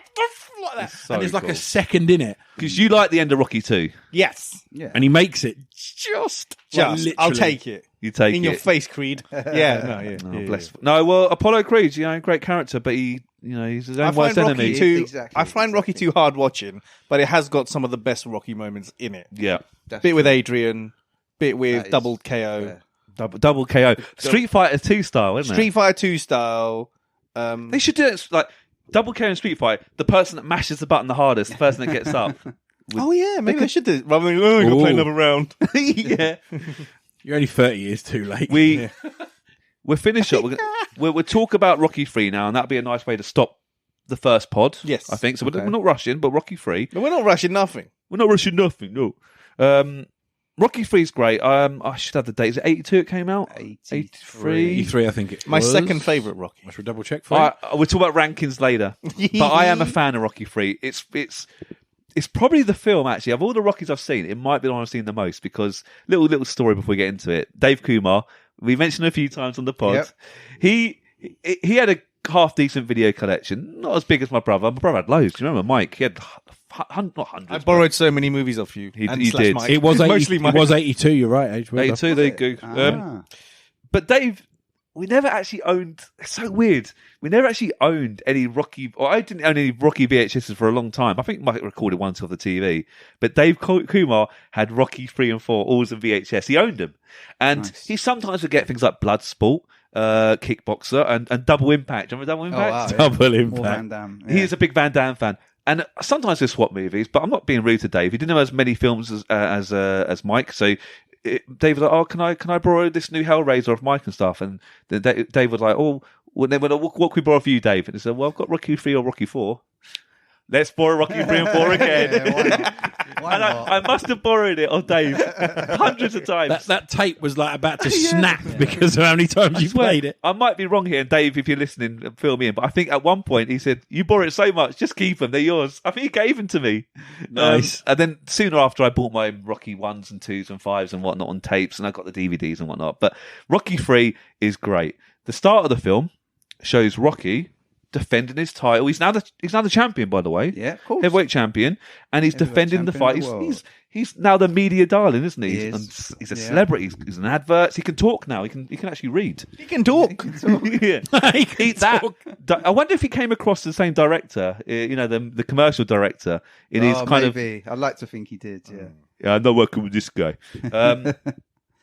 But when Rocky's doing really well, he's on the Muppet Show. At the same time, you're seeing intertwined this boxer, this other guy, this kind of grizzly, dirty boxer called Clubber Lang. Angry. I think he's come from jail. I think Yeah. that's canon. I think that is He is, part of yeah, his yeah. past. Yeah. He is one tough as nails, son of a. How would you hungry. describe Clubber Lang? How would you describe Clubber Lang? He's Hungry. like a tank, isn't he? Yeah, hungry, angry. Hank's very hangry. He's very hangry. He's got a mohawk. Angry. He looks badass, doesn't he? If he had a Snickers, that film wouldn't have happened. He would have been completely true. fine. Mr. T. Mr. T. He look, Sly helped Mr. T. That was his first role. He gave him that He opportunity. was working as a doorman or something. I think he was Doorman. Yeah, he's a security guy for a lot of famous celebrities, and I think he actually worked with Stallone a little bit. What a great cast! What a great casting. I Also, like his prediction. what's your prediction? Yeah, of Rocky 3? Pain. No, it's just a very entertaining movie. It No, is. I don't hate Balboa. I pity the fool. That was the first time we said those words, obviously, it? in the Pretty film, cool. and it grew I'm from gonna that. crucify him. You next. Also, at this time, you see little bits of Paulie. He hit Keith's face. Paulie is a bit jealous of his pal. Tiny bit. It's a little bit jealous. I remember he's in the Lucky 7 pub, which I love that pub. I really want to go to that pub. It's in a lot of Rocky films. And when he's leaving, I think the manager says, "Hey, yo, Paulie, give Rocky your best if you see him. I've been coming here for every day." And give Paulie your best. And then Paulie, How about you give me Polly? that's it. James does the voices really well. Yeah. And he's got his 4 roses whiskies. Yeah. Oh, he's loving it. And I love that he looks quite happy in a funny way, isn't he? He's almost like bemused by the world. Yeah. He's walking through. He's very drunk. He goes through the arcades. Yeah. No, this is it. We're going to Gaming mention connection. it. Gaming connection. we Gaming are connections. talking about That's games. pinball connection. He's walking through the arcades. He kind of looks quite happy. I think he's drunk. Drunk as a skunk. I think he's slightly inebriated. Yeah. And then oh man, this bit. He sees a pinball machine. It is. I so want this. The Rocky pinball machine. Yeah. Yes. I think it exists. I think they're. So, yeah. The question. Anyway, he's looking at it, all dizzy-eyed. He gets out his bottle of whiskey, and he throws it. It's such a good throw. Smashes the Pinball machine. Yeah. Obliterated. And then, obviously, he's in jail, isn't he? Yeah. Would you like to have that pinball machine, the one that's broken afterwards, or would like a I'd brand like new it one? Can I tell you something about that? Go on. That you might find quite interesting. There's a page on Instagram that we basically follow each other, and it's called Tapped Arcade, and they're a sort of an arcade cafe over in the US, and they have a Rocky pinball machine, Hey. and they've got. I mean, they do a lot of like pinball restoration. and Working stuff one? like that. Yes, 100%. Pre or post Paulie? pre, but yeah, it's because I saw this a while back, and you've just reminded me. Yeah, and they've got the whole great big wall of pinball machines, and they do restoration and stuff like that. And they've got a fully fledged, 100% working, all the lights on, everything Rocky pinball machine. And I just thought it was. I was thinking that's fantastic, and I was like, I showed that a bit of love. And if anyone wants to go and have a look at it, they're called Tapped Arcade. But yeah, I would also like to own one of those, but would. probably never will. I want the broken one from the film. I think that'd be pretty cool. That's probably even harder to get hold of. I've got another bit of trivia about that scene. That scene was improvised. He was meant to take out a quarter and have a nice little game all by himself, nicely drunk. But then he thought, I got a bottle, I just threw it. And it just all happened. It was all improvised. It was improvised. Yeah. And Burt Young's a great actor. I know you're not a fan of Paulie. That's the character. It's the character. It's the not character. actor. Oh dear! And then obviously Rocky gets Paulie out of jail, and then they have their In his suit. Paulie's not even that grateful, is he? And when he gets out of jail at the start, No. he says, "Yeah, Nobody owes nobody nothing. You owe yourself. exactly. Oh, yeah. You owe me, friendzo. Friends are. Don't know. I got you a watch. Friends do because they want to do. I got you a watch." And I don't want the watch. And he throws it on the floor. No, leave it down. And then he tries to fight him.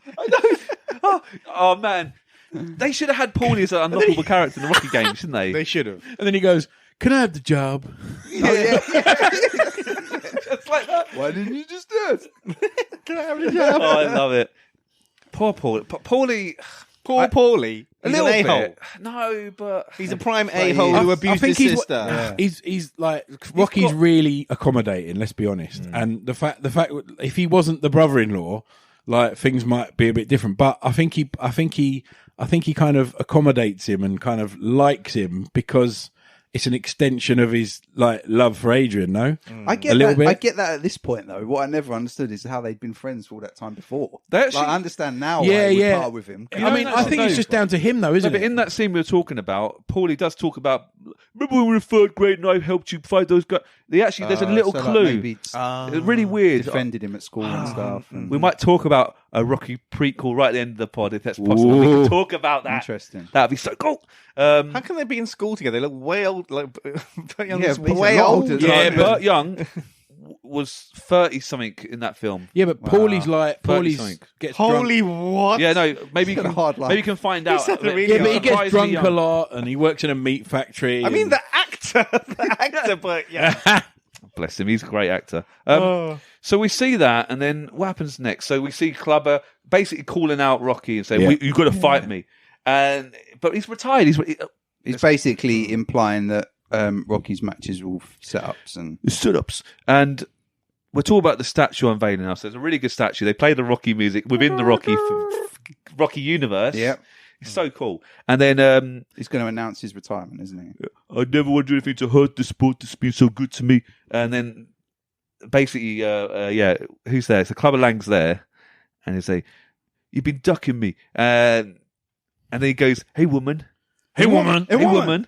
Hey, woman! Just like you and me. Just like you and me and Jen. Yeah. Bring yourself over to my place tension tonight. from earlier. I'll show you a real man. Can you imagine like director's cut where she does go to? Oh man, it's so great. And then obviously Rocky's rolled up with this. Obviously he's furious. too He says, right. "Fine, any time, any place." Yes. And then Mickey's like, "If you do this, I'm out." You know, and they're good speech, don't they, at the house, going, you ain't been hungry since you won that belt. And There were setups? No, they weren't setups. They were good fighters. They was good fighters. But they weren't killers like this guy, Rock. he'll knock you to tomorrow. Rock. The best line is he goes, "He'll kill you to death inside of 3 rounds." Yeah, love it. What? He did, didn't he? Within 3 rounds? Well, someone died sadly. Burt Young was born in 1940, which makes him, 6 years older than Stallone? All right, okay. So, There you go. Late that for much- not that much yeah, older, late for late. for, no, Maybe that- Rocky 3 would have he been. would have been in his mid-30s. Adrian's right, when Rocky came out. When the first one original. came Yeah, out, the original Rocky. Yeah. Holy Oh, crazy. Sorry. Mickey wants to train Rocky. Well, no, doesn't really not want to. really. But Rocky's not really in the. Have you seen the training scenes? He's got all these women. He's this- kissing they girls. walk- Bubbles yeah, they do it flying at, around. like this big. Get out of here! Yeah, it's like a circus. It's literally like a It is a circus. circus. Media circus. And you see Clubber's training. Oh wow, it's Hardcore. great. just him Hardcore. in some Well, dirty old room. And also the soundtrack again. Go Who's on. singing the training theme in the like they've hired out like a hall or something, haven't they? Like a grand like a hall. town hall or something. Yeah, Yeah, and they've got all these like displays and Yeah, people and banners media and and- everything. yeah. Who's playing the music? I got. Is it Frank Stallone. Yeah. Pushing. I just remember we completely forgot Great about the song. whole Hulk Hogan thing. So my apologies. That's before. I know how yes. silly. So it's a charity wrestling / boxing match. Boxer versus the wrestler. And it's Fun Thunderlips, the ultimate male, versus the. versus the ultimate meatball. The ultimate meatball. Do you reckon Shadow the Hedgehog is based on him? Like, I am the ultimate being. I am the ultimate man. Wait, is that gaming talking? I'm joking. But that's actually the first. You see Mickey kind of grasping his heart. Yeah, There's it's the a few stress. little signs. Little, yeah. what's unfortunately, But it's a great little cameo by Hulk Hogan. he's great. It is really Because entertaining. this is before, because it's again 1980. This is before WWF really went 82, boom. It's before the first well, WrestleMania, isn't it? Yeah, Was yeah. that 83? Was it 80 WrestleMania? Or 4, I think. Yeah. Possibly. I could be wrong, So but it yeah. was before But he was really this, like, this was way before Hulkamania, and this was way before WWF Yeah. at the time got going. And it was before the big explosion, which was sort of mid 80s. Yeah. Because then your WrestleMania Survivor Series, everything came Yeah, about, yeah. bang, that was it, And then obviously Hogan was the biggest, probably one of the biggest celebrities in the world. it was at that point. Yeah. Among the biggest, because his name was everywhere. But I mean, like the size difference is just It's so absolutely funny. laughable. Yeah, yeah. It's hilarious, The way but it he makes it picks so him up. good. It does. And he's David like, versus he Goliath. goes for him as well. Yep. Lights out, meatball. Look, the fight's gearing up. There's a bit of an altercation, isn't there, leading up to the fight between Clubber and Rocky. on the And stairway, isn't it? Mickey's like, Yeah. oh, Yeah. he has a bit of a. Okay, It's like a heart attack. Well, I really. can't catch Yeah. my breath. That against the rules or something. Is it? So basically, I can't fight him. Adrian, what should I do? And then Mickey's like, "What do you mean you don't know what to do? If you don't know, he's embarrassed for him. So you go up there and you finish it." So Mickey's not in Rocky's corner. He's in the change room. He looks very bad. Let's be honest. Rocky goes out there, he looks like a deer in the headlights. Do you not think in that fight? His mind is elsewhere. Let's be honest. He's not prepared for the fight. He's not in the fight. He wasn't training properly, but now, obviously, with Mickey, he is. And it was a lot worse than it would have. He would have lost anyway, I think. Of course. But like Clubber Lang was so ready for it. Yeah. He's like a beast, wasn't he? And he was excuse the pun, he's clubbing everybody, but he was he's just like, he's one of those, and I'm sure this will be like for the same in real life. There'll be fighters that you want to avoid. Like, there's going to be people like, I'm not fighting that guy because he's all wrong for you, baby. Yeah. Just avoid him, like the plague, because he's gonna overpower you, and that was always the thing, wasn't it? It was always a case that Clubber was right. stronger than Rocky. Oh yeah, there was never a time when freight tree. Yeah, we didn't. Just before the fight kicked off, Apollo, who's actually in the commentary box, he actually goes to meet the two fighters. Oh, here we go. Apollo's, I think, times are good here for him because it seems like he's actually gets on relatively well with Rocky. I think they probably haven't met since the two fight. They fought in Rocky 2, but he goes up to Clubber. And do you remember what he says? He goes, some of it. He goes, what does he say again? I'm trying to remember. He goes, he has been, or don't want you to has been in my corner. It's so great. And get out of my face, chum. Yeah, I'm gonna crucify him. You next. That's so good. He shouldn't be rude to Apollo. I think Clubber Lang. Why is he so rude to Apollo then? But it's good that he was angry. He's just rude to everyone. Yeah. I think he's just like, he's got beef with everybody. Yeah. Like, he's just that's how he's such a good fighter, because he's like, I'm just going to go and flatten everyone. Like, he's got no discrimination against it. He just wants to kill everybody. You next. I'm going to crucify him. You next. I love that line. That really riled Apollo up. Yeah. So he went back to Rocky and says, do us all a favour and drop this jump. Yeah. So cool. And obviously, and that's it. That gives him the idea. It plants the seed. He's got to help Can him. you imagine if Clubber's like, hey, yo, Apollo. I love you. I love you so much. Apollo will be like, I'll train you. I'll make you better. End of film. Wow, yeah, director's cut. Another Director's one. cut. Rocky gets pummeled. So pummeled. Knocked out in 2 rounds, Inside I think. 2 rounds. within the 3. Inside 2 rounds. Mickey called it. And he looks worse for wear. He goes back to the changing room. And then I think Mickey says, yeah, is it done? And then Rocky kind of sort of lies a bit. He says a knockout, and Mickey's assuming he won, and he says, "What round?" He goes, "Second round," and he's like, you can see a little smile, and you can see it, and you know what's coming, because you can see like how bad Mickey is, can't you?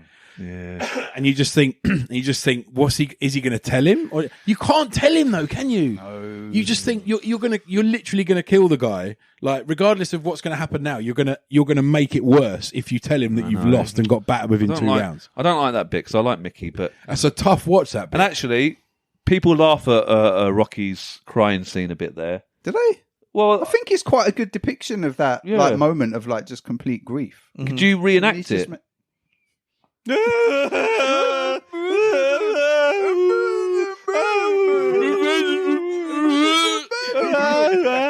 I don't know. We need subtitles, don't we? Yeah, but it's like when you look at it when you're a bit older, I think is probably the better way to like. It's that raw emotion, isn't it? Yeah, when you're a bit younger, you think it's funny. You think it's a little bit comical.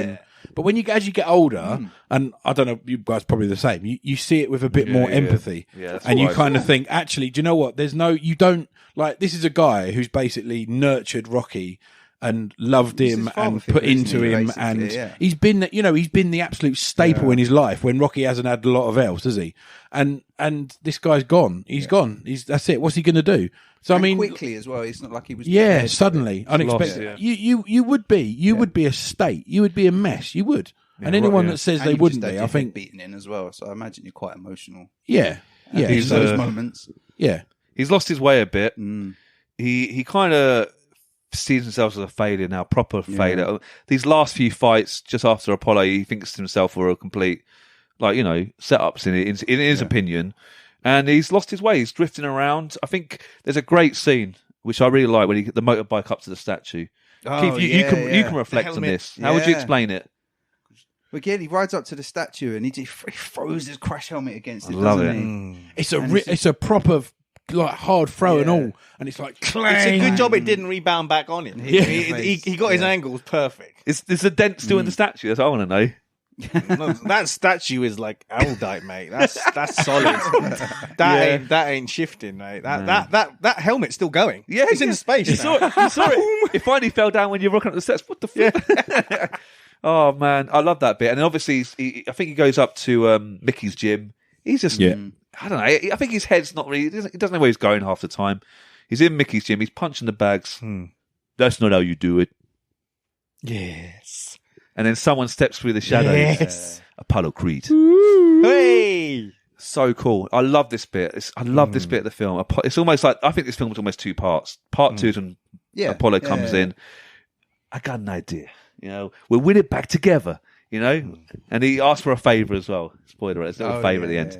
But what favour? Apollo says we got to train, and the way to train again is start from the beginning. And they have to go back to LA, where Apollo came from, his neck of the woods. Paulie's there, Adrian. Yeah, Paulie loves being in LA. Well, just to make you even more like Paulie Moore, there is unfortunately he's a racist. Well, I was going to say hints or clues, but it's pretty obvious. Yep. He's a super racist. How can you even like Paulie on He's that? the worst. He's the worst. One of the worst people in the world. Well, He says, I don't like these people. I know. Look, terrible. Okay, not good enough. But Apollo and Paulie don't see to eye to eye, do they? At one point, No one sees eye to eye with Paulie. yeah. But the training starts. It's quite good, the training, because Apollo is great. He's got so much rhythm. Rocky can't move for anything, can he? Well, the whole thing with Apollo is he's so light on his feet. He's so athletic. He's so like the whole point is that you kind of you don't know where he's going, what he's doing, and I think that is what we were saying about Muhammad Ali earlier. There's where you draw the comparisons, because watching Muhammad Ali's fights is just some of them you think he's just literally how he moved. He literally was floating around like he was dancing almost as if he weighed nothing, and I think they maybe drew on that and. That was a lot of Apollo. A lot of Muhammad Ali was in 100%. Apollo's movement. So and Apollo said to Rocky, "Remember, I know your manager dying and all, has got you mixed up inside, but you ain't been hungry. When we fought, you had the eye of the tiger." He said it, didn't he? He said it. We need to get that eye of the tiger back. But the first bit of the training scene, Rocky's not brilliant, is he? He's really uncoordinated, isn't he? Uncoordinated. He's not in the right headspace. He wants to come back. He wants to beat up Clubber Lang, but he hasn't. And then they do that running scene. Remember? Got no speed. Oh wait! He's swimming. The swimming scene. Yeah, it's like, what do you think they call him, Rocky? Why do you think they call him Rock? Yeah. And then and Paulie says, "Turn that jungle junk music off. It's ridiculous." Yeah, it's good to see. Yes, I can see why you don't like Paulie anymore. I get it. Anymore. I never liked him in the first place. But it's a great bit where Rocky's like, "Tomorrow, I'll do it tomorrow," and then Apollo was like, "There is no tomorrow." It's so cool. And then the next day, they're still training. Rocky looks like a beaten man. He stops running halfway. He just stops there. And they're racing along the beach. Yeah. Looks at the sea. Apollo's like, "We're done. It's over." Done. Yeah. And then Adrian comes along. And look, I know you're not Adrian's biggest fan. She's had her moments. But she steps up here. This is the moment. Yeah. This is the win moment. This is great. It is. This is Rocky 3's win moment. They talk. What's the matter with you? What's going on? What are you so afraid of? Exactly. Well, he admits he's afraid. Yeah, doesn't he? That's a big thing for him to admit. Want to track me down? I'm afraid. All right. No harm in being afraid. There is to me. To me, there is. And that he just rips it down to the bare bones, and he understands what he needs to do now. Do you know what I find quite important about that scene? And this is obviously in the early 80s, before kind of the whole men's mental health thing was a thing, which thankfully it's becoming more in the spotlight now. But I think that was a really important moment for someone like him, who was like the ultimate kind of, hard Not the ultimate male, because that's funded. Okay, fair enough. But like that role model of kind of, hard chin, always giving it the extra, always going the extra mile, never giving up. And all of a sudden he's saying, actually, do you know what? I'm afraid. Like I'm going to admit to you that I've got kind of there's a hole in the armor, and I'm a little bit like, I kind of can't do this, or don't want to do this because I'm scared. And I think that's a very, very important part of the film. And I think that kind of speaks volumes as to how far ahead of its time that discussion was. Yes. Because if you think, 80s, 90s, and even early noughties, men's mental health was get on with it. Wasn't it? It was a case of, lace up your boots, crack on, get on with it. You're a bloke, you can deal with it. And actually, as we know now, there's many layers to it. I think that's a very important, because he's talking to his wife. He doesn't want to admit to his wife that he's afraid, because he's the main man of the house. He's the one that's, he's head of the household, as it were, and he's the man. Yeah. And he admits it. And she's like, and instead of going, "Oh, don't be so stupid," she said, "It's actually all right to be afraid." Yeah. Like, we all get afraid. Like, it's okay to be afraid. And I think that purges a lot of demons for him. Yeah. And I think that is someone like Rocky, who's been raised the way he was raised and the life he's lived. He wouldn't know really how to I can't be afraid. I'm the man. No, but that represents so many like mindsets of guys. Absolutely. I would imagine of that time, because it was just a case of, you are the man, you soak it up and get on with it. That's the way you live your life. And actually, as we know, that's not the way it has to be. Yeah. And he's kind of opened that up and said, "Okay, I'm struggling. I need help. I'm struggling. I need some help." Not in the fighting sense, excuse me, but not in the fighting sense, but in the emotional sense and the mental sense. So very clever little part of the film that I think maybe a lot of people probably didn't appreciate when they watched it the first time round. Yeah. And they just see Rocky 3 as a, this kind of, he fights Clubber Lang. Oh, he fights, Hulk Hogan. Oh, there's all this kind of like macho-ness. Well, yeah, but the pivotal linchpin of the film is him actually waking up and realizing, hold on, I've got support, and I can be afraid, and actually use that to then go forward and make myself a better person. So I think that deserves a lot more credit, that scene, than maybe it gets. Great acting as well by both of them. It's brilliant. So Talia Shire is very good in that. It's a great little scene. Yeah, it's brilliant. It ends up, he gets his training, zone. He gets the zone basically. He trains really well. The fight at the end of Rocky 3 is quite short and sharp. He just destroys. He's a lot lighter now, isn't he? Lighter. He's worked on his speed. He goes down like a 10-pack, isn't he? Yeah, I think they said something like he goes down to a middleweight or something, doesn't he? Mad. Almost, yeah. He absolutely destroys Clubber. Clubber's all punch, no real movement, isn't he? Really, he's got no stamina. I mean, he just tires him out. Yeah, he just absolutely he goes in first 2 rounds and he just bashes people's heads in. And what Rocky was doing was obviously ducking and diving, making him miss a lot of punches. I think he gets a few in. And Rocky's like, he just starts to get angry. Yeah. He's like, the more you punch me, the more angry I'm going to get. And it's like, so bad. You're so bad. You're so bad. Yes.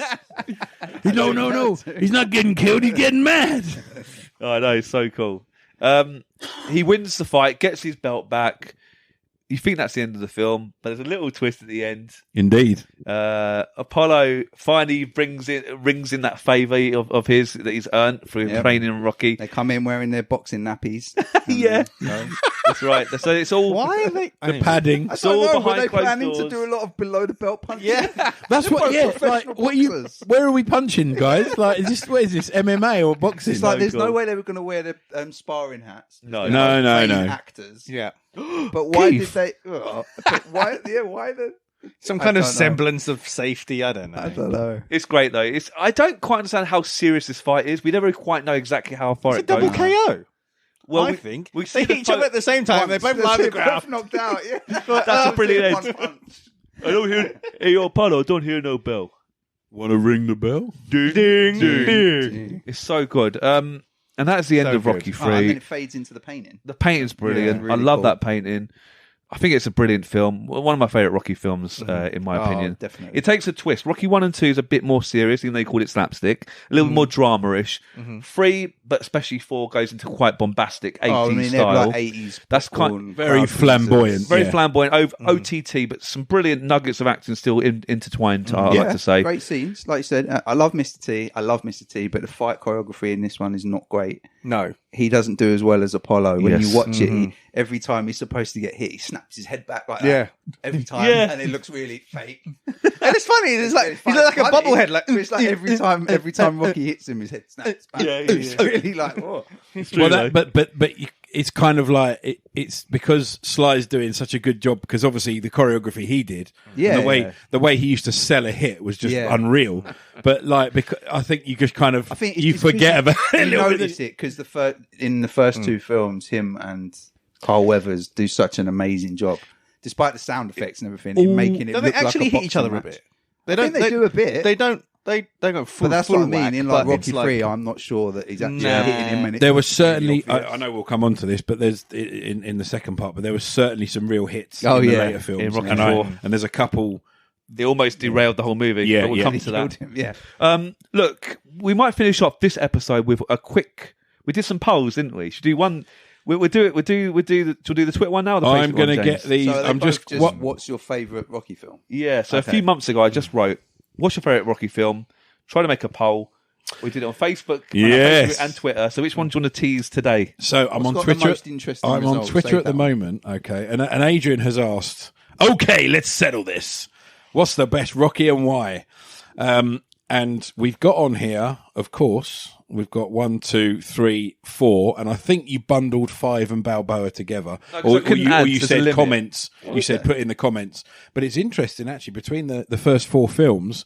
I mean, like you might know the result already, possibly, but guys, if you haven't seen it, Keith and Dill, I don't know the what result. would you? Not in terms of Okay. your favourite, but Yeah, what yeah. would you What would I put down as? expect to Yeah, be his bearing in number one? mind we've got 129 votes, so it's not a small amount. It's a good poll. Just based on the fact that it's regarded by the wider world as a great film, the first one. And you'd be correct. 33% of the votes went to Rocky. What came in second out of the first 4? Rocky 4. It did. It did indeed. 29% of the votes. And then what? 3. No. Ooh. 2 with 20%. Rocky 3 with Really? 18%. I Okay, was surprised. close, but I'm surprised. I honestly thought that 3 would pit 4. But yeah, that's really interesting. I mean, there are people. I mean, there are some comments as well that actually do say 5's got its place. You know, it makes you enjoy the rest of the the saga, etc. And you know, there's a lot of people that get quite passionate about their favourite Rocky film. No, it's 100%. definitely 3. No, it's definitely 1. And there's a lot of, and also I'll tell you another thing. Excuse me, that's quite interesting. There's a lot of love for 2 in the comments. Yeah, As I well, noticed a that. lot of love for 2, saying that it's a great film, a slow burner, but stick with it. yeah. You know, the story's great. Obviously, the culmination at the end. So lots of love for 2, saying that it's got its place in the saga. Which is good. Saga? In saga. Right. So while I load up the Facebook one. We're going to do that next pod? Or? Any surprise? Oh, should Yeah, we? with Should we? tease. Or we're going to save the Oh, you got to Facebook wait a one? week. You got to wait a week. Or just go on our Facebook group. You can find it if you want to search for it. But yeah, so any surprises there, or do we think that kind of? We'll whiz, No, not surprises. no, we'll whiz through our rankings next episode, our personal favourites, Yes. from top to bottom. Yeah. But we'll see if it lines up. We've been speaking for a while, guys, so we'll stop the pod now. But don't worry, we've got Rocky We'll be 4, back. More Rocky Rocky 5. Can't wait. Big chunk on Rocky 5 for Keith. Don't worry about that. Rocky Balboa and maybe some Creed talk as well. So, guys, see you in a couple of weeks. Take care. Thanks for listening to today's podcast. We really hope you enjoyed it. You can tweet us at Arcade Attack UK. We're also on Facebook at facebook.com/Arcade Attack UK. Check out our website at arcadeattack.co.uk for lots more retro gaming goodness and to delve into our archives. Our podcasts are also available on Spotify, Stitcher, Podbean, YouTube and Apple Podcasts.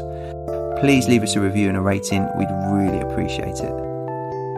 If you'd like to support Arcade Attack, please check out our Patreon page at patreon.com/arcadeattack, which will give you access to exclusive podcasts, interviews and other bonus content. So, until next time, take care and we'll speak to you soon.